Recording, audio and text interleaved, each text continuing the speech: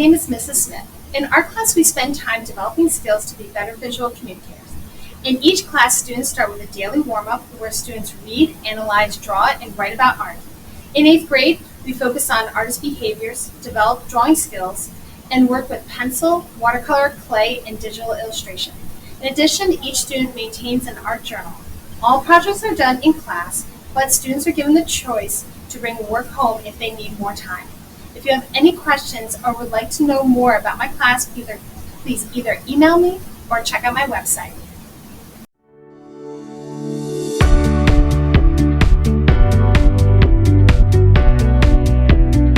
Hi parents, I'm Laura Garrison and I teach computer applications to all the 8th grade students. I really look forward to having them all, especially since I have an 8th grader this year. I live in town. Just a little bit about me. This is my family. I have a junior in high school and I have an 8th grader. I love my job. I love Chester so much I moved here. I'm a Google certified educator level 1, level 2, as well as a Google trainer. And I'm still working on things, still learning things. I remember the old technology you can see over here on the side. Just a few things we're going to be doing in class. Computer programming, we have a unit on that. We will be typing, although students can test out of typing. You can see right here that some of them are beating me. I was competing against them and they beat me sometimes. So if they can do that, then they can test out of typing. Also, we'll be looking at digital citizenship, internet safety. We'll be looking at the social dilemma, talking about social media and how that influences them. Also, we're going to be using Google Spreadsheets. We're using that right now, planning a budget, looking at what are our expenditures and charting them. Also, we're going to be looking at buying a car. What does it look like? What does a car payment look like based on APR in terms of the loan? And we use Google formulas in the spreadsheet to help us. So also they will have a choice module where they get to pick what they want to learn, one of which is Adobe Photoshop. Minecraft is one of them, and there's some programming along with Minecraft. So we have a lot of fun. We have a VR station and a flight simulator program, which is a new one this year. So I'm really looking forward to having your 8th graders. If you need to get in touch with me, here's some contact information, and look forward to seeing you around town. Take care.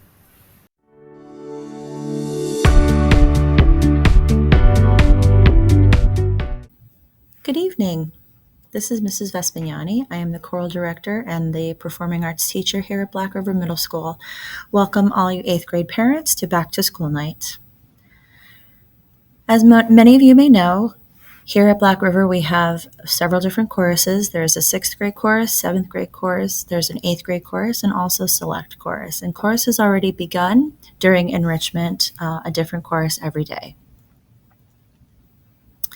In 8th grade performing arts, there are a lot of different things that are focused on as far as musical and theatrical performances. So at the beginning of the marking period, we start off with a discussion of theater vocabulary that we will be using throughout the entire marking period. And then we move on to our first performance-based musical performance, which is actually the opera. So the students study operas. We particularly study 5 in our textbook. And after that, we move on to operettas. After the operettas, we move on to musicals. And they are taught in chronological order from when they were written. So operas, operettas, and musicals. After that, we move on to a variety of other units that we cover in 8th grade. Some of what we do is talking about 20th and 21st century music. And then we talk about careers in the music and theater industry. We also spend some time on resumes, resume writing, and auditioning. And toward the end of the marking period, we spend some time on our national anthem, which is the Star Spangled Banner, as well as a unit that incorporates several different patriotic elements throughout. Assessments in 8th grade include performances, projects, quizzes, and also tests. And after our 3 years together, Having performing arts in 6th, 7th, and 8th grade, students will have a firm foundation of theater and musical knowledge that prepares them for high school and beyond. They are well prepared for when they get to high school and are taking their fine arts requirements, and I'm confident that they will do really well at the high school. Thank you very much. Have a great night.